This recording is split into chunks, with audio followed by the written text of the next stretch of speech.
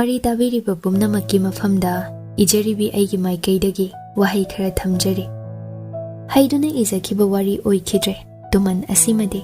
hana irakhiba tungda igadawriba wari mayamdagisu tungana taragadaba wari ama oiragani. Thaina ningthau palingai ariba matamgi khangja haijabi sizinaba yaba chatnabi kharana kuyom oiduna sagatchakhiba warini. Adubo itihas ki lamai phakatuna yenglubada karamba satabdida karamba ingkumjada karamba puwari matamgi warino haibasu mayek sengna paukhum aina piba ngamjaroidawri. Adubu ka hena liraba matamgi thaudok wathoksinda pumnamak yumpham oijagadawba mayamgi tumanni asina paukhum oijaragi. Haijaduna ijakhiba nachade akhangba khara kina kina khomjin tasin mipaina ijakhiba sindamjakhiba tumanni. Soiba kayana thallaba wari oikhibasu tamba ngamde. Aranba wahai wata kayana yomsinkhibasu khangba nattedo. Adubu lalakpa pumbada khangda haitabini lawbi ngakpigani. Semdoknabagi tanja pibiyu. Mipaina khutsa tara niktuna wahai lising maraktagi kina ama ani taret tara thokna khalaba matungda khangattuna wahai paring lingjaki. Semdoknabagi tanja pibiyu. Aina kari haigani khangani. Aduga ariba matamda yumpham oiba wari oijarabasu tuman asida ariba londa puda ka hena sizinnajaroi. Mayamna gyan tabasu wabigani khanjakhiba. Loinana isanasu khangba lawsing watpagini sengna haijari. Kaubi phade asoi aran pumba ngakpiduna wari asi loidre phau chatminasi haina wahaudok oijari. Wakhalgi sangsarda leiriba wari chamalaktagi amakhak chingthoktuna sagatjakhibani. Sengna thokhiba thaudok wathok amatta oiroi wari asi. Manaba yauraklabasu matang charubagini haina lawbigani.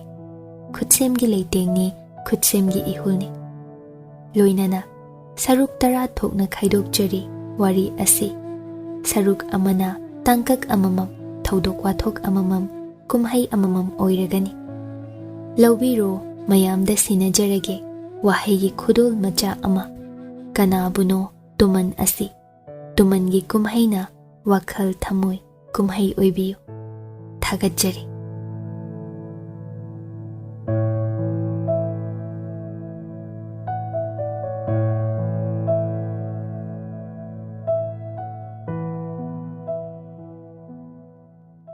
Ahanba pando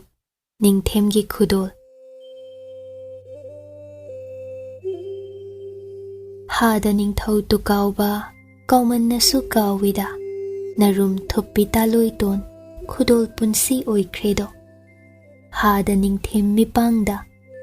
pangmannasu pangida sena jawo sana tangja lurelwo. Niragani taloi-tonna munkragani kanana hanjina khudol oyu haina. Hemarani asi tumanni adusu achamba tuman natte sana igi tumanni. Yumnak sagay fogna natraga lona onglurabi atopa nupagi tu oirurabi. Maugi singda lona fogna chalurabi asengbi mau sengdrabi leisabibo tuman kaubani. Amanba hakjangni mansilaba punsini. Mapuroibana lawbiruraga langthokpiramba. Mikup khara nungairu mamal leirakhidaba irai laina kauthokhiba nupini. Ataiga khetnai madi haibaduni sanagi tumanni. Leikoirol asigi chingburoi tamburoi animaki athoiba ningthaurel lainingthau sana igi taloi singdachan athoibi ningthemnubi phamthol san sija oina punsi lelambi. Kui khibagadi natte lainingthau magane manakta leiminakhiba supnatagi tha nipal khaktani. Matu masingsu tara nipal suki hai matamduda maidingawado. Maharani do lainingthaugi iton tonbi tara nipan subi ningthemnubi duni. Karigi mana ningthaugi matu amanbi mingthol phangkhiba ningthemnubi phambaldagi takhiba. Thainane ningthau asi ꯌꯥꯝꯅ ꯉꯝꯃꯤ ꯇꯧꯒꯦ ꯅꯤꯡꯕꯒ ꯄꯥꯡꯊꯣꯛꯄꯅ ꯍꯥꯜꯂꯤ ꯑꯄꯥꯝꯕ ꯑꯃ ꯋꯥꯈꯜ ꯈꯟꯕ ꯂꯣꯏꯗ꯭ꯔꯤꯉꯩ ꯃꯤꯇꯝ ꯑꯣꯏꯅ ꯅꯤꯡꯈꯤꯕ ꯄꯨꯝꯕꯗꯣ ꯃꯤꯠꯃꯥꯡꯗ ꯊꯣꯛꯍꯟꯕ ꯉꯝꯃꯤ ꯄꯨꯝꯅꯃꯛꯇꯒꯤ ꯊꯧꯏ ꯍꯥꯏꯅ ꯅꯤꯡꯊꯧ ꯀꯧꯔꯤꯕꯅꯤ ꯆꯠꯅꯕꯤ ꯑꯃ ꯂꯩ ꯑꯔꯥꯏꯕ ꯅꯠꯇꯦ ꯅꯤꯡꯊꯧ ꯃꯥꯇꯅ ꯏꯔꯥꯏ ꯂꯥꯏꯅ ꯂꯧꯕꯅꯤ ꯅꯤꯡꯊꯧ ꯃꯥꯒꯤ ꯌꯥꯝꯅ ꯆꯥꯟꯕ ꯃꯅꯥꯏꯗ ꯈꯨꯗꯣꯜ ꯅꯠꯇ꯭ꯔꯒ ꯃꯥꯅ ꯑꯣꯏꯅ ꯁꯅꯥ ꯂꯨꯄꯥ ꯂꯧ ꯀꯩ ꯂꯟ ꯊꯨꯝꯗꯒꯤ ꯍꯦꯟꯗꯣꯛꯇꯨꯅ ꯃꯇꯨ ꯐꯥꯎꯕ ꯄꯤꯊꯣꯛꯅꯩ ꯍꯥꯏꯅꯩ ꯍꯦꯃꯥꯔꯥꯅꯤꯒꯤ ꯃꯔꯥꯏꯕꯛ ꯊꯤꯕꯅꯤ ꯀꯅꯥꯅꯕꯨ ꯈꯪꯂꯛꯄ ꯃꯔꯥꯏꯕꯛ ꯈ꯭ꯋꯥꯏꯗꯒꯤ ꯐꯕꯤ ꯑꯣꯏꯈꯤꯕꯁꯨ ꯅꯨꯄꯤ ꯃꯆꯥꯁꯤꯒꯤ ꯀꯣꯟꯅꯒꯤ ꯋꯥꯅꯤꯗꯅ ꯑꯁꯤꯃꯅ ꯃꯇꯨ ꯑꯇꯣꯟꯕꯤꯁꯤ ꯇꯨꯃꯟ ꯑꯣꯏꯅ ꯃꯅꯥꯏ ꯑꯃꯗ ꯈꯨꯗꯣꯜ ꯑꯣꯏꯅ ꯀꯠꯂꯛꯏ ꯈꯨꯊꯥꯡ ꯂꯥꯟꯈꯤ ꯑꯗꯨꯝ ꯇꯧꯕ ꯃꯅꯥꯏ ꯑꯗꯨ ꯁꯅꯥ ꯈꯨꯌꯥꯒꯤ ꯎꯐꯨꯜ ꯃꯀꯣꯛ ꯊꯛꯇ ꯍꯥꯞꯆꯕ ꯐꯪꯕꯅꯤ ꯃꯔꯥꯏꯕꯛ ꯊꯝꯕꯥꯜ ꯁꯥꯠꯆꯕ ꯉꯝꯂꯤꯕꯅꯤ ꯍꯥꯏꯅ ꯂꯩꯕꯥꯛ ꯄꯨꯝꯕꯅ ꯂꯧꯅꯩ ꯃꯇꯝꯁꯤꯗ ꯅꯤꯡꯊꯧꯒꯤ ꯅꯤꯡꯊꯦꯝ ꯅꯨꯕꯤꯕꯨ ꯇꯨꯃꯟ ꯑꯣꯏꯅ ꯐꯪꯖꯕ ꯉꯝꯕꯗꯤ ꯆꯪꯅ ꯁꯔꯒ ꯀꯥꯕꯅꯤ ꯅꯤꯡꯊꯧ ꯃꯥꯒꯤ ꯆꯥꯂꯕꯗꯒꯤ ꯆꯥꯂꯕ ꯃꯅꯥꯏꯁꯤꯡꯇꯅ ꯑꯁꯤꯒꯨꯝꯕ ꯅꯤꯡꯕ ꯑꯁꯤ ꯊꯨꯡꯂꯦ ꯑꯋꯥꯡꯕ ꯌꯥꯝꯅ ꯑꯋꯥꯡꯕ ꯊꯥꯛꯀꯤ ꯂꯥꯏꯅꯤꯡꯊꯧ ꯃꯥꯒꯤ ꯃꯐꯝꯗ ꯎꯠꯄꯅꯤ ꯍꯥꯏꯅꯁꯨ ꯂꯧꯅꯩ ꯂꯩꯕꯥꯛꯅ ꯌꯥꯏ ꯅꯤꯌꯝ ꯂꯩ ꯅꯤꯌꯝ ꯉꯥꯛꯅ ꯄꯨꯝꯅꯃꯛꯅ ꯆꯠꯂꯤ ꯆꯠꯇꯨꯅꯁꯨ ꯂꯥꯛꯏ ꯁꯩꯍꯧꯗꯒꯤ ꯁꯅꯥ ꯀꯣꯅꯨꯡꯒꯤ ꯋꯥꯌꯦꯜꯁꯪ ꯑꯆꯧꯕ ꯁꯅꯥ ꯇꯥꯡꯕꯜ ꯊꯛꯇ ꯉꯥꯟꯊꯣꯏꯕꯤꯔꯤ ꯂꯥꯏꯅꯤꯡꯊꯧ ꯁꯅꯥ ꯌꯥꯡꯒꯣꯏ ꯅꯤꯡꯊꯧꯔꯣꯜ ꯃꯤꯡꯂꯦꯟꯅ ꯂꯥꯏꯅꯤꯡꯊꯧ ꯐꯨꯔꯤꯠ ꯅꯍꯥ ꯅꯤꯡꯊꯦꯝ ꯁꯣꯂꯥꯏꯔꯦꯟ ꯉꯝꯕ ꯇꯦꯟꯁꯨ ꯅꯍꯥ ꯇꯦꯜꯍꯩꯕ ꯑꯁꯝꯕꯤꯗ ꯅꯤꯡꯊꯦꯝ ꯇꯦꯜꯍꯩ ꯁꯅꯥ ꯀꯧꯈꯤ ꯅꯤꯡꯊꯦꯝ ꯍꯥꯏꯅ ꯀꯧꯁꯤꯕ ꯅꯤꯡꯊꯧ ꯉꯝꯕ ꯑꯉꯝꯕꯁꯤꯡ ꯑꯉꯝꯕꯒꯤ ꯃꯅꯥꯏ ꯃꯁꯦꯜ ꯗꯔꯕꯥꯔꯅꯨꯡ ꯁꯅꯥꯃꯥꯡꯗ ꯈꯨꯔꯨ ꯇꯥꯅ ꯃꯥꯒꯤ ꯊꯥꯛꯀꯤ ꯃꯇꯨꯡ ꯏꯟꯅ ꯁꯅꯥꯅꯥꯛꯇꯒꯤ ꯂꯥꯞꯅ ꯅꯛꯅ ꯐꯝꯂꯤꯕ ꯃꯀꯣꯛ ꯅꯣꯟꯅꯩ ꯋꯥ ꯍꯪꯕꯗ ꯈꯛ ꯈꯨꯝꯅꯩ ꯋꯥ ꯑꯃ ꯐꯣꯡꯗꯣꯛꯅꯤꯡꯂꯦ ꯑꯌꯥꯕ ꯍꯥꯟꯅ ꯅꯤꯡꯊꯦꯝꯗꯒꯤ ꯂꯧꯏ ꯅꯤꯡꯊꯦꯝꯒꯤ ꯃꯤꯠꯇ ꯃꯤꯠꯅ ꯍꯪꯒꯠꯅ ꯆꯞ ꯌꯦꯡꯍꯩꯗꯦ ꯂꯨꯔꯨꯞ ꯂꯨꯔꯨꯞ ꯅꯤꯡꯊꯦꯝꯒꯤ ꯆꯤꯟꯕꯥꯜ ꯋꯥꯏꯗ ꯃꯤꯠꯌꯦꯡꯐꯝ ꯊꯝꯋꯥ ꯍꯥꯏꯅꯩ ꯃꯈꯨꯠ ꯑꯅꯤ ꯂꯣꯟꯅꯖꯩ ꯑꯁꯨꯛ ꯆꯥꯎꯏꯗ ꯅꯤꯡꯊꯦꯝ ꯅꯪꯅ ꯆꯥꯎꯕꯕꯣ ꯅꯤꯡꯊꯦꯝ ꯉꯁꯤꯗꯤ ꯌꯥꯝꯅ ꯍꯔꯥꯎꯈ꯭ꯔꯒꯨꯝ ꯃꯅꯥꯏ ꯑꯆꯥꯟꯕ ꯃꯥꯒꯤꯗꯤ ꯃꯔꯨꯞꯁꯨ ꯑꯣꯏꯖꯕ ꯑꯉꯣꯝ ꯅꯤꯡꯊꯧꯒꯤꯅ ꯃꯆꯥ ꯀꯣꯛꯍꯟ ꯂꯥꯏꯍꯟ ꯑꯉꯣꯝ ꯑꯉꯝꯍꯜ ꯂꯟꯆꯦꯟꯕꯕꯨ ꯀꯧꯈꯠ ꯏꯇꯥꯎ ꯂꯟꯆꯦꯟꯕ ꯉꯁꯤꯃꯨꯛ ꯄꯦꯟꯕ ꯂꯩꯇꯦꯗꯣ ꯑꯩꯗꯤ ꯑꯄꯥꯝꯕ ꯑꯃꯠꯇꯗꯤ ꯅꯇꯥꯎꯗ ꯍꯥꯏꯌꯨꯒꯕ ꯅꯤꯡꯊꯦꯝꯒꯤ ꯃꯥꯡꯗ ꯃꯈꯨꯠ ꯑꯅꯤ ꯂꯣꯟꯅ ꯇꯞꯅ ꯑꯣꯛꯇꯨꯅ ꯍꯪꯒꯠꯆꯩ ꯏꯇꯥꯎ ꯅꯤꯡꯊꯧꯔꯦꯜ ꯅꯅꯥꯏꯒꯤ ꯑꯄꯥꯝꯕ ꯍꯥꯏꯕꯕꯨ ꯏꯇꯥꯎꯅ ꯑꯗꯨꯝꯅ ꯋꯥꯈꯜ ꯏꯪꯅ ꯂꯩꯔꯤꯕ ꯑꯗꯨꯗꯒꯤ ꯍꯦꯟꯅ ꯄꯦꯟꯕ ꯂꯩꯖꯗꯦꯗꯣ ꯇꯧꯅꯨ ꯇꯧꯅꯨ ꯏꯇꯥꯎ ꯍꯥꯏꯗ ꯍꯥꯏꯌꯨ ꯄꯤꯒꯅꯤ ꯉꯁꯤꯗꯤ ꯅꯤꯡꯊꯦꯝꯅ ꯑꯗꯨꯛ ꯍꯔꯥꯎꯕꯒꯤ ꯃꯔꯝ ꯆꯥꯎꯅ ꯂꯩꯈꯤ ꯃꯥꯜꯂꯤ ꯇꯥꯡꯕꯜ ꯂꯥꯟ ꯇꯣꯏꯅ ꯇꯧꯈꯤ ꯃꯇꯝ ꯑꯗꯣ ꯈꯨꯔꯛꯀꯤ ꯏꯅ ꯂꯥꯏ ꯁꯥꯏ ꯃꯆꯤꯜ ꯃꯅꯥꯎ ꯍꯟꯅ ꯌꯦꯡꯅꯗꯦ ꯍꯥꯠꯀꯦ ꯀꯥꯏꯅ ꯈꯨꯌꯥ ꯂꯨꯈꯨꯝꯗ ꯂꯨꯝꯅꯩ ꯅꯤꯡꯊꯧꯒꯤ ꯃꯇꯨ ꯑꯗꯨꯛꯀꯤ ꯃꯇꯤꯛ ꯌꯥꯝꯅꯩ ꯆꯔꯥ ꯅꯧꯗꯥ ꯌꯥꯝꯗꯕꯁꯨ ꯌꯥꯗꯦ ꯋꯥꯔꯤꯕꯁꯤ ꯅꯤꯡꯊꯦꯝ ꯅꯨꯕꯤꯁꯤꯡꯗꯨꯗꯅꯤ ꯈꯔꯅ ꯃꯔꯥꯏꯕꯛ ꯐꯈꯤꯕ ꯈꯔꯅ ꯍꯦꯃꯥꯔꯥꯅꯤꯒꯨꯝ ꯃꯔꯥꯏꯕꯛ ꯊꯤꯕꯤ ꯅꯤꯡꯊꯦꯝꯒꯤ ꯃꯄꯥ ꯏꯕꯨꯡꯉꯣ ꯍꯥꯟꯅꯒꯤꯅ ꯁ꯭ꯔꯤꯖꯨꯠ ꯍꯧꯖꯤꯛꯀꯤꯅ ꯂꯥꯏꯑꯣꯏꯈ꯭ꯔꯕ ꯅꯤꯡꯊꯧꯔꯦꯜ ꯑꯗꯨꯒꯤ ꯃꯇꯨ ꯑꯗꯨ ꯀꯌꯥ ꯌꯥꯝꯈꯤꯕ 50 ꯍꯦꯟꯈꯤ ꯃꯥꯜꯂꯤ ꯃꯆꯥꯁꯨ ꯑꯃꯨꯛꯇꯣꯏꯕ ꯂꯨꯅ ꯐꯣꯡꯅ ꯃꯆꯥꯁꯤꯡꯒꯤ ꯃꯔꯛꯇ ꯁꯔꯨꯛ 3 ꯊꯣꯛꯄꯒꯤ ꯑꯃꯈꯛ ꯀꯣꯅꯨꯡꯗ ꯂꯩꯈꯤ ꯍꯥꯏ ꯅꯤꯡꯊꯦꯝꯒꯤ ꯃꯌꯥꯝꯕ ꯃꯅꯥꯎ ꯃꯁꯤꯡ ꯈꯪꯗꯦ ꯇꯥꯡꯕꯜ ꯂꯥꯟꯁꯤ ꯇꯣꯏ ꯑꯗꯨꯅ ꯅꯤꯡꯊꯦꯝ ꯑꯗꯨ ꯀꯟ ꯊꯧꯕꯗ ꯃꯄꯥ ꯂꯩꯇꯦ ꯉꯥꯛꯇꯨꯅ ꯁꯦꯟꯗꯨꯅ ꯍꯦꯟꯖꯤꯟꯕ ꯉꯝꯗ ꯂꯥꯛꯂꯤ ꯃꯥꯒꯤ ꯇꯥꯡꯕꯜ ꯑꯁꯤ ꯁꯨꯡꯊꯥ ꯊꯥꯗꯣꯛꯇꯦ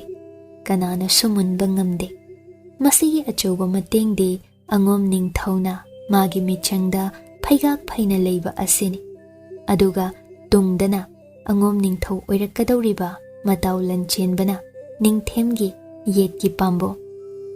ꯍꯟꯗꯛ ꯃꯅꯥꯎ ꯂꯥꯜꯍꯧꯕ ꯑꯃꯅ ꯇꯨꯃꯤꯟꯅ ꯂꯥꯜꯍꯧꯔꯛꯏ ꯃꯥꯏꯀꯩ ꯈꯪꯗ ꯐꯨꯖꯤꯜꯂꯛꯄ ꯅꯤꯡꯊꯦꯝꯇꯣꯟ ꯑꯃꯒꯤ ꯂꯥꯜꯍꯧ ꯑꯉꯣꯝ ꯂꯟꯆꯦꯟꯕꯅ ꯃꯊ꯭ꯋꯥꯏ ꯈꯨꯕꯥꯛꯇ ꯍꯥꯞꯇꯨꯅ ꯂꯥꯟꯊꯦꯡꯅꯈꯤ ꯅꯤꯡꯊꯦꯝ ꯇꯣꯟꯅ ꯃꯌꯥꯝꯕ ꯅꯤꯡꯊꯧꯁꯤ ꯍꯥꯠꯂꯝꯗꯧꯕ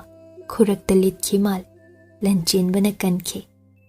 ꯊꯥꯡꯌꯥꯅ ꯌꯥꯟꯁꯜꯂꯝꯗꯨꯅ ꯂꯟꯆꯦꯟꯕ ꯊꯤꯅ ꯁꯣꯛꯈꯤ ꯃꯁꯥꯗꯨ ꯁꯣꯜꯂꯤ ꯁꯣꯜꯂꯤ ꯉꯁꯤ ꯃꯇꯝ ꯀꯨꯏꯅꯒꯤ ꯃꯇꯨꯡ ꯑꯁꯣꯛꯄ ꯐꯔꯦ ꯍꯥꯏꯗꯨꯅ ꯀꯣꯅꯨꯡ ꯀꯥꯔꯛꯄꯁꯤꯗ ꯅꯤꯡꯊꯦꯝꯅ ꯍꯔꯥꯎꯃꯟꯈ꯭ꯔꯗꯨꯅ ꯃꯅꯥ ꯄꯤꯅꯤꯡꯉꯤ ꯄꯤꯈ꯭ꯔꯒꯅꯤꯁꯨ ꯈꯪꯅꯩ ꯂꯟꯆꯦꯟꯕꯅ ꯂꯧꯖꯔꯣꯏ ꯄꯪꯍꯥꯏ ꯍꯥꯏꯔꯒ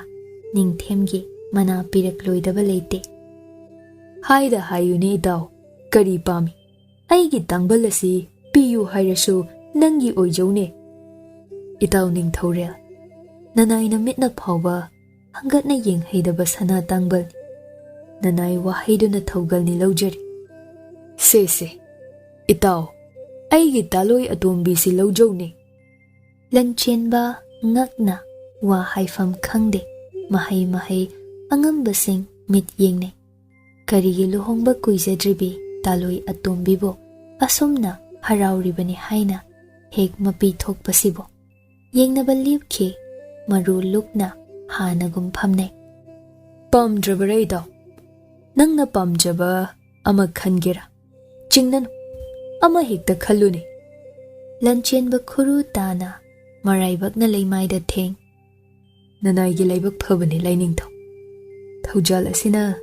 ꯏꯁꯥꯗ ꯆꯦꯜꯂꯝꯕ ꯄꯥꯞ ꯄꯨꯝꯕ ꯀꯣꯛꯆꯔꯕꯅꯤ ꯐꯩ ꯂꯧꯖꯧ ꯅꯪꯅ ꯍꯣꯔꯦꯟ ꯍꯟꯈꯤꯕꯗ ꯄꯨꯗꯨꯅ ꯑꯗꯨꯝ ꯆꯠꯆꯈꯣ ꯑꯩꯕꯨ ꯂꯣꯏꯕ ꯂꯩꯃꯥꯕ ꯅꯅꯥꯏꯕꯨ ꯂꯣꯏꯕ ꯂꯥꯏꯅꯤꯡꯊꯧ ꯑꯗꯨꯃꯛ ꯅꯅꯥꯏꯅ ꯄꯥꯡꯊꯣꯛꯆꯒꯦ ꯐꯩꯅꯤ ꯏꯇꯥꯎ ꯂꯟꯆꯦꯟꯕ ꯏꯇꯥꯎ ꯅꯤꯡꯊꯧꯔꯦꯜ ꯌꯥꯔꯕꯗꯤ ꯅꯅꯥꯏꯅ ꯋꯥꯐꯝ ꯑꯃꯠꯇ ꯍꯪꯒꯠꯆꯒꯦ ꯍꯥꯏꯕꯕꯨ ꯍꯥꯏꯌꯨꯅꯦ ꯍꯥꯏꯅꯤꯡꯕ ꯍꯥꯏꯌꯨꯅꯦ ꯏꯇꯥꯎ ꯅꯅꯥꯏ ꯑꯩꯒꯤꯗꯤ ꯍꯥꯟꯅꯅꯁꯨ ꯇꯥꯂꯣꯏ ꯑꯅꯤ ꯂꯩꯖꯔꯦꯗꯣ ꯑꯗꯨꯅ ꯏꯆꯜ ꯑꯗꯨ ꯑꯩꯒꯤ ꯏꯅꯥꯎ ꯅꯨꯄꯤ ꯊꯤꯌꯨ ꯌꯥꯗꯕ ꯑꯃ ꯂꯩꯕ ꯑꯗꯨꯒꯤ ꯑꯣꯏꯅ ꯅꯪꯒꯤ ꯅꯅꯥꯎꯕꯨ ꯀꯌꯥꯝ ꯆꯥꯎꯔꯕꯒꯦꯅꯦ ꯏꯇꯥꯎ ꯍꯟꯗꯛ ꯆꯍꯤ 15 ꯃꯄꯨꯡ ꯐꯥꯒꯗꯧꯔꯦ ꯑꯗꯨꯗꯤ ꯄꯥꯈꯪ ꯁꯔꯤ ꯑꯣꯏꯔꯦꯅꯦ ꯅꯪꯒꯤꯗꯤ ꯑꯣꯏꯍꯟꯅꯤꯡꯕꯅꯤ ꯎꯔꯒ ꯈꯪꯒꯅꯤ ꯃꯁꯛ ꯍꯦꯟꯕꯤ ꯑꯩꯒꯤ ꯇꯥꯂꯣꯏꯇꯣꯟ ꯈꯨꯃꯟꯖꯅꯨꯅꯤ ꯅꯪꯕꯨ ꯑꯩꯒꯤ ꯂꯨꯍꯣꯡꯕ ꯌꯥꯎꯈꯤꯗꯥꯏꯅꯦ ꯏꯇꯥꯎ ꯅꯅꯥꯏ ꯁꯅꯥꯌꯥꯊꯪꯗꯒꯤ ꯊꯕꯛ ꯑꯃ ꯇꯉꯥꯏ ꯐꯗꯕꯗꯒꯤ ꯆꯠꯆꯔꯨꯕꯒꯤ ꯂꯨꯍꯣꯡꯕꯗꯣ ꯌꯥꯎꯕ ꯉꯝꯖꯍꯧꯗ꯭ꯔꯦ ꯏꯇꯥꯎꯕꯨ ꯐꯩ ꯅꯪꯉꯣꯟꯗ ꯀꯠꯈ꯭ꯔꯕꯅꯤ ꯅꯪꯒꯤ ꯑꯄꯥꯝꯕ ꯇꯧꯖꯔꯣ ꯏꯇꯥꯎ ꯁꯅꯥꯌꯥꯊꯪ ꯏꯀꯣꯛꯊꯛꯇ ꯍꯥꯞꯆꯔꯤ ꯀꯣꯅꯨꯡꯗ ꯂꯩꯕꯤ ꯊꯥꯛ ꯈꯔ ꯋꯥꯡꯕꯤ ꯅꯨꯄꯤ ꯃꯔꯨ ꯑꯣꯏꯅ ꯅꯤꯡꯊꯦꯝꯒꯤ ꯇꯥꯂꯣꯏꯁꯤꯡꯕꯨ ꯅꯤꯡꯊꯦꯝꯅꯨꯕꯤ ꯍꯥꯏꯅ ꯀꯧꯅꯕꯅꯤ ꯄꯥꯎꯗꯣ ꯃꯅꯥꯏꯅꯨꯕꯤ ꯑꯃ ꯆꯦꯜꯂꯛꯇꯨꯅ ꯇꯝꯂꯦ ꯋꯥ ꯇꯥꯂꯣꯏ ꯁꯪꯒꯥꯏꯁꯤꯡꯗꯨ ꯃꯔꯤ ꯍꯦꯃꯥꯔꯥꯅꯤ ꯃꯇꯝ ꯑꯗꯨꯗ ꯃꯁꯥꯕꯤ ꯅꯤꯡꯊꯦꯝꯒꯤꯅꯤ ꯍꯥꯏꯗꯨꯅ ꯃꯣꯟꯈꯨꯝ ꯑꯃ ꯂꯣꯟꯗꯨꯅ ꯂꯩꯖꯩ ꯋꯥ ꯀꯌꯥ ꯉꯥꯡꯗꯤ ꯃꯁꯥꯒꯤ ꯈꯨꯃꯟꯖꯅꯨ ꯑꯁꯤꯗꯤ ꯃꯆꯦ 18ꯀ ꯌꯥꯝꯅ ꯈꯦꯠꯅꯩ ꯇꯥꯂꯣꯏꯁꯨ ꯑꯇꯣꯝꯕꯤꯅꯤ ꯆꯍꯤꯁꯨ ꯌꯥꯝꯅ ꯅꯧꯔꯤ ꯆꯍꯤ 19 ꯃꯄꯨꯡ ꯍꯟꯗꯛ ꯐꯥꯒꯅꯤ ꯂꯩꯃꯁꯤ ꯖꯇꯣꯟ ꯄꯥꯎꯗꯨꯕꯨ ꯇꯥꯕꯤꯗ꯭ꯔꯤꯕ꯭ꯔꯥꯅꯦ ꯃꯤꯠ ꯑꯅꯤ ꯆꯣꯏꯊꯣꯛꯇꯦ ꯍꯥꯏꯌꯨ ꯊꯥꯒꯣꯏ ꯀꯔꯤ ꯄꯥꯎꯅꯣꯅꯦ ꯂꯥꯏꯅꯤꯡꯊꯧꯅ ꯅꯪꯕꯨ ꯃꯅꯥꯏ ꯑꯃꯗ ꯀꯠꯈ꯭ꯔꯦ ꯍꯥꯏ ꯉꯁꯥꯏ ꯀꯣꯅꯨꯡ ꯗꯔꯕꯥꯔꯗ ꯍꯦꯃꯥꯔꯥꯅꯤ ꯐꯥꯒꯤꯅꯤ ꯈꯟꯈꯤ ꯃꯥꯜꯂꯤ ꯅꯣꯛꯂꯗꯨꯅ ꯐꯥꯒꯤ ꯍꯩꯕꯤ ꯃꯥꯒꯁꯨ ꯂꯦꯡꯒꯥ ꯑꯣꯏꯒꯗꯕꯤ ꯃꯄꯥꯝꯂꯣꯝꯗꯒꯤ ꯃꯄꯥꯕꯨꯡꯅ ꯂꯨꯍꯣꯡꯕꯗ ꯃꯅꯥꯛꯇ ꯂꯩꯔꯨꯅꯕ ꯊꯥꯔꯛꯈꯤꯕꯤ ꯃꯅꯥꯏꯅꯨꯕꯤ ꯊꯥꯒꯣꯏꯗ ꯌꯦꯡ ꯃꯣꯟꯈꯨꯝꯁꯤ ꯑꯗꯨꯝ ꯐꯖꯕ꯭ꯔꯥ ꯊꯥꯒꯣꯏ ꯑꯩꯒꯤ ꯅꯤꯡꯊꯦꯝꯒꯤꯅꯤ ꯃꯥꯗꯤꯅꯦ ꯂꯩꯍꯥꯎ ꯂꯩꯔꯦꯟꯁꯦ ꯌꯥꯝꯅ ꯉꯥꯎꯖꯩ ꯇꯨꯝꯂꯦ ꯃꯣꯟ ꯃꯈꯥꯗ ꯆꯠꯂꯦ ꯃꯈꯨꯠꯅ ꯄꯥꯏ ꯐꯝꯂꯦ ꯃꯅꯥꯛꯇ ꯊꯝꯃꯤ ꯅꯪꯁꯨ ꯎꯔꯤꯅꯤ ꯁꯅꯥ ꯀꯣꯅꯨꯡ ꯄꯨꯝꯕ ꯂꯩꯍꯥꯎ ꯄꯥꯝꯕꯤꯅ ꯄꯨꯝꯊꯟ ꯊꯜꯂꯤꯗꯅ ꯁꯤ ꯑꯩꯒꯤ ꯅꯤꯡꯊꯦꯝꯒꯤꯅꯤꯅꯦ ꯊꯥꯒꯣꯏ ꯇꯨꯃꯤꯟ ꯉꯥꯏꯍꯥꯛ ꯂꯩꯔꯨꯏ ꯑꯗꯨꯒ ꯇꯞꯅ ꯁꯤꯖꯇꯣꯟ ꯑꯩꯅ ꯍꯪꯕꯗꯤ ꯈꯨꯝꯗꯦ ꯑꯁꯦꯡꯕꯒꯤ ꯅꯪꯁꯦ ꯄꯤꯊꯣꯛꯄꯤꯈ꯭ꯔꯦ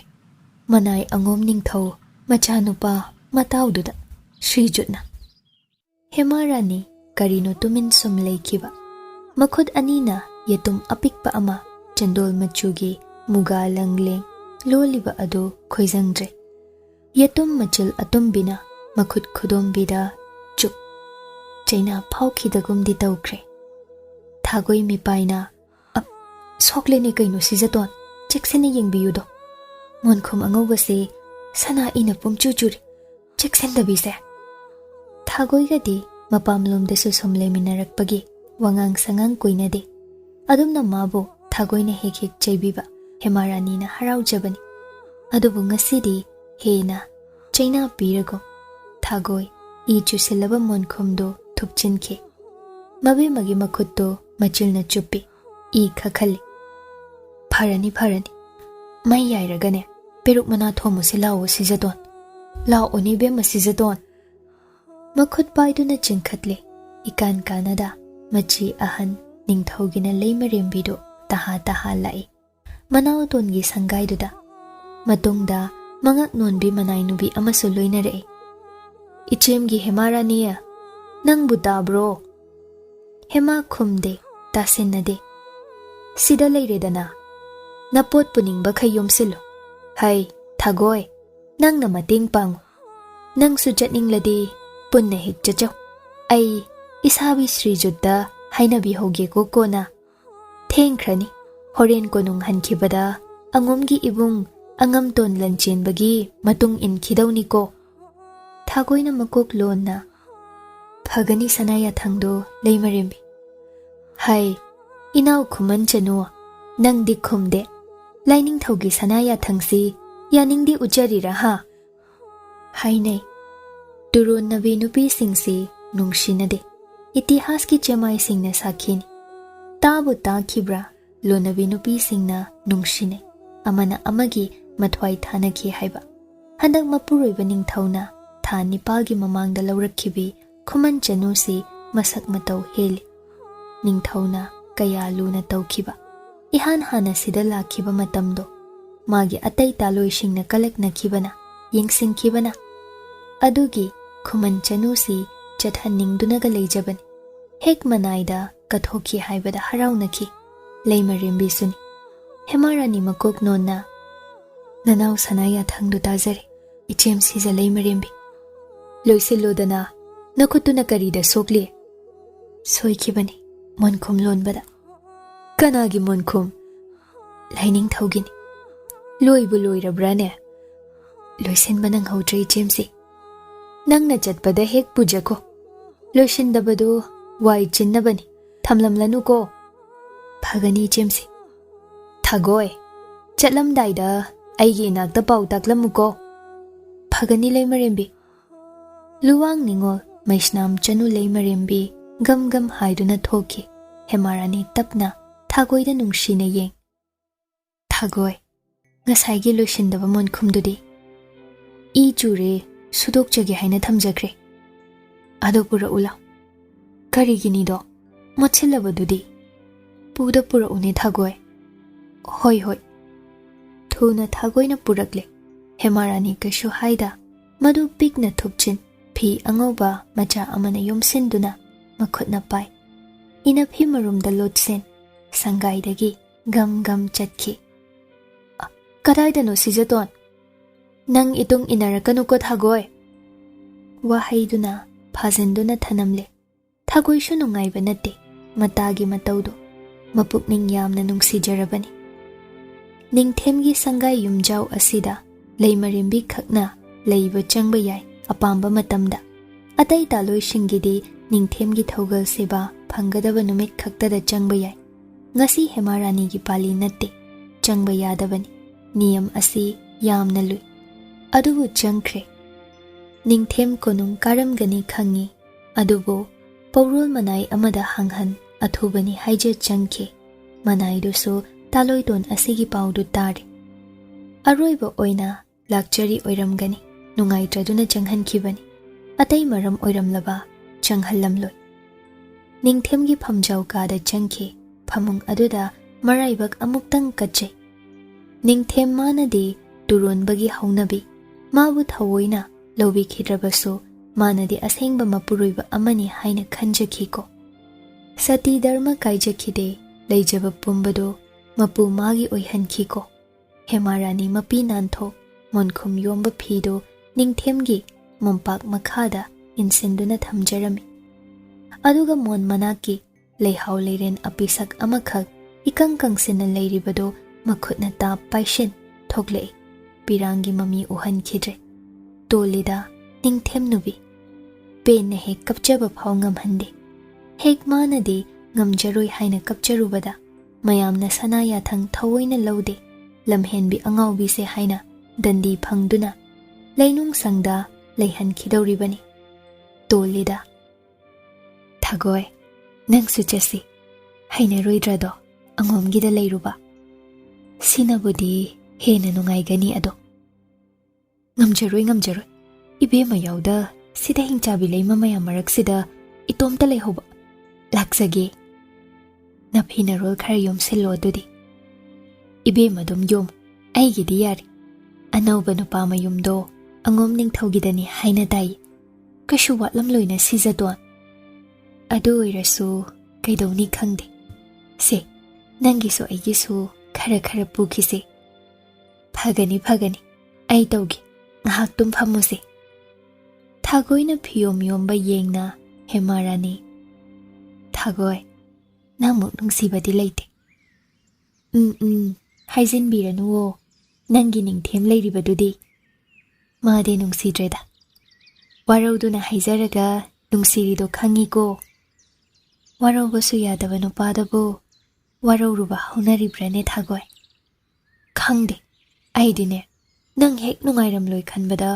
laifam khangde sizadon adomna aibu kauranu thagoi karigi ai pham tare leimanatre sijasu oidre hojikti oihan khisina angom yumjau yoraga hanagum iming kauna sido yai thagoi chithanan thaying joko amuk lakpa yaro laksu laklaroi ai nabungo ningthemna amuk kauraklabadi hanjina si haina tuman oirabini hanjina tuman amuk oirani aibu kaubadi oithoktabani adugane thagoi kauraklabasu ai laoi yade hairagana sikhini haidene bema yarese sijatona pukning nungshida waga matta hairaroi ko ai thagoi nangdomne thuna na yumna kai panaba tausi aiga sum leibase nang chahi hen khrani li khadi kanana su pambiroi ai dalida ibe maga sum leizagi yade ni nangbo adu oiragana angomda nanaw nupi oibige nangido senglabra thagoi taning dese ado atai kana unaramgani chasi di haira ane unaningdre unararoi tumin chatoriba chatkrasi aigibu nangna takana leiri sida ningthem lei khanjaram ado swai mangkhredana thagoi nang yauribasina pele ai di kizarabani nangse phasenduna thamhaurabadi itomta aine khangde thagoi ai yamna kiring asidi yamna sukapning ado yadredana thagoi nungaitana yengjai ngammidako phatsu phatteda ningthau nangse sonjai mabukningda ngasigi korau asi pamna pamoi ngasina ihensu heli phazaba korau nangse leplugaba aibu tuman oihanbinu hemarani hanjin ningzaruba korau maso ningthemgi michang thuna dumlamjel chen khragom khuman chanugi mitta uhanki thagoina matung in phiyum ama paiduna tapli thogle leihoro sana kono leihoro ningthau tukauba leihoro ningthem nubi mingthot hemarani tapli thagoi gi mang thai mache lei masi zakharana thendok pire khudul khare tambire manai khare tharaktuna awan khare su thilakhali ningthemna su harauna sana lupa khauzau ama sinare hai angomda khudol oina kari khetnari bage sana khauzau aduga hemarani magi punsiga ningthem matau angom Lanchenbaga punna sana darbardagi thoklakmine hema phina makok khum mamai lukna lepli Machi leima mayamna question manim siza kharasu thoklak tu na birai luinai de ningthem na khonjel haurapna nungai na palu khuman janu yai phabata oyuko hema makok nonna ningthem gi makhong sok tu na khurum jai chatna bini adumasu wa amadi hai khidre ningthem na lauki kana kana lei awun pot su na piko amatta wathan ganu aigi mai chophan bayade khuman janu ase nau na luhong baga chap manana thiluko itaw Lanchenba itaw ning thore takbi nanau nupagi oi hallage hairabani na pubi khro inai khara su loina biko natai haibadu thoklabani na natom tana pukhibadi nungaitre phagani daw phare leimarembi itung ila ulaw phagani laining thaw machi ahal luwang ningol maisnam chanu ningthemga sangai tamna changminaki hemarani phirukhum lona yengjahu kaya kala uba machi hal sizabu mana dolai tomu yakhide khuman chanu do thagoina ataina phana hairasu makhongna som angom sangai tamna lai lambida sizaton thagoi ming gauro yari ni nangbo somaina kreda ado ming makti nungai jade khuman na pamlam damda kauna khibagum itai bema haina kaurage ko yaida ado angom nupa se phibam murti phajaine ibema gi anoba nupa se yengo mangda phanduna chatlibase itai ni da madi manau da mana amo aibu pithokre hai mana haima manau nupa amasu leiri boire lei haina tai as kaino pangpi da pithokne sine aikhoi punsi thagoi kashu khalunu da ningthauna katlakpane nangbu miraibadi moigi matik nate ningthem ki bagi nangbu luna tawbirakani aisu yauri dana adubo konongnai ama chelaktuna khamlei Lanchenba tunglomda yenglu tung ilakpi khuman chanu do mamai non thai ngasai dagi phiji na khumkhibana magi masak Lanchenba na ukhidre ibe mathagoi nang chatpa yadre lei hobadar ningthau manai duna khame thagoi ke shu haide yengjai hemada khuman chanu mamonno mapi irachen thagoi lehor sanaya thang oiramal ai kona lagi ko soidana ibema kiganu ko hema momonnok na mangak nomlami thagoi lehore phiyomdo atopa manai amana paiki hemarani hanna yenglamde angom langmai ningthau sangai yore ningthau khurai leima angom leima siza sing thoklaktuna hemarani bu taram ogle angom leisa singbu siza haina mingaunai matamduda paw adu hana takre sem sarami Lanchenba gi talui ani do gyan men tai Lanchenba na manauda oina ningthem gi tuman asi katkre khangbada pamjade moisu ahenba Lanchenba gi talui amadi Lanchenba ko yeng pabung ningtho aikhoi pare hanbadi nanau de sagol gangjai sanaba chatkine o ma lei hanbiramu najana pau thajakhraga hairure la u yade haine kari maramgi oibirabano khangdene shawi haine mangle ai haujumak chatki wafamsi itaw ningthona takhrabadi khudol latnei haiduna saukhibana hanbadar chalo mapal kangjai bungdani nangna haibada yadrasune phaduna puro imauto na mabungai hore na hayu phagani pabung ningtho machem anina hemarani bu harau pusinbi magi ningthemna tamlakpa awon singdo mapham chana mana leigadoba mapuriba oigadoba angam ton sangai nungda pushinki angom khurai lei ma changlaktuna mamau masak yengki mabuk ningda khanki tuman oijarabasu sanani ne sidi kaya phajariba ai dum ngawine asibu icha Lanchenba haisina manau da pitho I haine magi oiningda mal mangonda hana kala manau madu thiyu yadabasigi khanbiri malene machildana muk hairei imau tondi masak heli yengoi ngasidi wararini pothajo se nangi kani ko napuruibado natai bungona puraklani ngaihak uitho hayengdagi yumgi sil inemna tagge phagani malema imata kowo sidadi konungdi natene phagani ma potharo yetpira roiko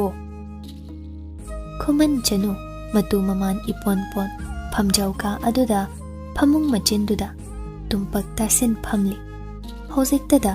khamjinba ngamdre ningthembudi thamoi sokna warokre thagoitadi manakta loina hanbirakpa yabani aduga lamakhangda mo phaduna pubikhiba thagoidubu kamdauramni machilema mayamna yamna yingsinbibani konungda mana hek kanbibani masu leitredo thagoi aidi wareda mapi pup khamjinba ngamde phizina machil phibu namsin pena kapli khamba ngamdre sidadi maning tamnadi tumin kapchabadi phangleko sana konungdadi kappa phawba ngamde machim lei masija singi kihom mamit yamna le aron athop yingsinbagi kaplubagi maramgida wathok oiduna chairak phangkhibasu kayani mamangaida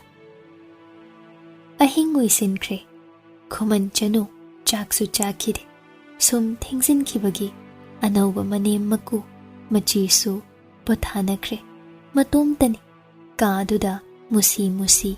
mairi amakhak thali maduda munna yengli masam sangna thado inafiduna masa ikoi koine yetsinjaboy insinboy mataidi halakre aduga manau nupa pharuni chatkibado purakpadi ngamkhidra male mabu kanana hainabigani haigi tumanni mamal leitrabini ningthem ya thangkibagi angum imungna taram opirakpani magi anauba nupadubo ningba kaiduna chelamladra mayumda phau asuk thenglasu halaktriba khuman chanu tumba sungamde miyumni thagoishu shum ningsingba hele phamungdagi kumtha kagi kachilduda leimai thakta supchinduna phamlikan thongdo ge hangdo murti ama mamit arangba anido hana urei kina mamaidu phizina lochinjai khuman chenu kaisu haida changlakhiba nupado phamungda kakhattuna hipki mai leithokhi phaglang roomda mamai masa loina leisinkhre ma lei udrabra phana kuina leikhre thaumai adusu mushi dagi mutki gadawri hemarani mutlamdai mairi chauna chakhatlakpaduda munna yengli machi lengde nupado tumkhre khallui kari ming kaubage ahanba wahang hema mangonda hanglaklibani khallasu khumba ngamde nangbuni kachilda leiribi